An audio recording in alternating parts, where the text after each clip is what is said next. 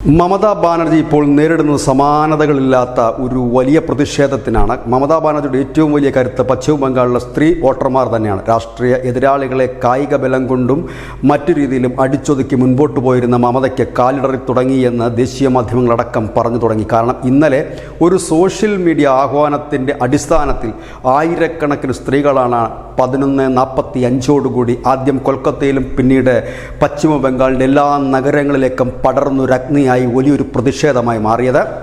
അതിൽ ഒരു വിഭാഗം വലിയ ആക്രമണത്തിലേക്ക് തിരിഞ്ഞു എന്നുള്ളതാണ് ഏറ്റവും പ്രധാനപ്പെട്ട വാർത്ത. പോലീസ് ഉദ്യോഗസ്ഥന്മാർക്ക് നേരെ കല്ലേറ് നടക്കുകയും ഈ വനിതാ ഡോക്ടർ കൊല്ലപ്പെട്ട ആശുപത്രി അടിച്ചു തകർക്കുകയും ചെയ്തു എന്നുള്ളതാണ് പുറത്തു വരുന്ന വാർത്ത. ഈ ഒരു ഹാഷ്ടാഗ്, അതായത് റീക്ലെയിം ദ നൈറ്റ് എന്ന് പറഞ്ഞൊരു ആഹ്വാനമായിരുന്നു.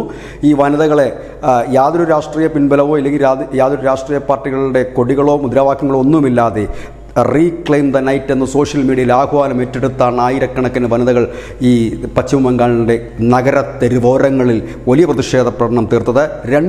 പുലർച്ചെ 2 മണിയോടുകൂടിയാണ് പോലീസ് പലയിടത്തും എത്തിയതെന്ന വാർത്തയും പുറത്തു വരുന്നത്. 2 മണിക്ക് ഏതായാലും പോലീസ് കമ്മീഷണർ വിനീത് ഗോയൽ എത്തി. അദ്ദേഹം പറഞ്ഞത് സോഷ്യൽ മീഡിയയും ചില മാധ്യമങ്ങളും ഒക്കെ കൂടെയാണ് ഈ വാർത്ത തെറ്റായി വ്യാഖ്യാനിച്ചത് മൂലമാണ് ഇത്തരത്തിലൊരു വലിയ വയലൻ്റായ ഒരു പ്രതിഷേധം എത്തിയത് എന്ന് പറയുന്നു. ഏതായാലും മമതാ സർക്കാർ പറയുന്നു പോലീസിന് വീഴ്ച പറ്റിയിട്ടുണ്ട് എന്നുള്ള കാര്യം തുറന്ന് സമ്മതിക്കുന്നു. ഏതായാലും ഇപ്പോൾ കേസ് CBI ഏറ്റെടുത്തിരിക്കുന്നു.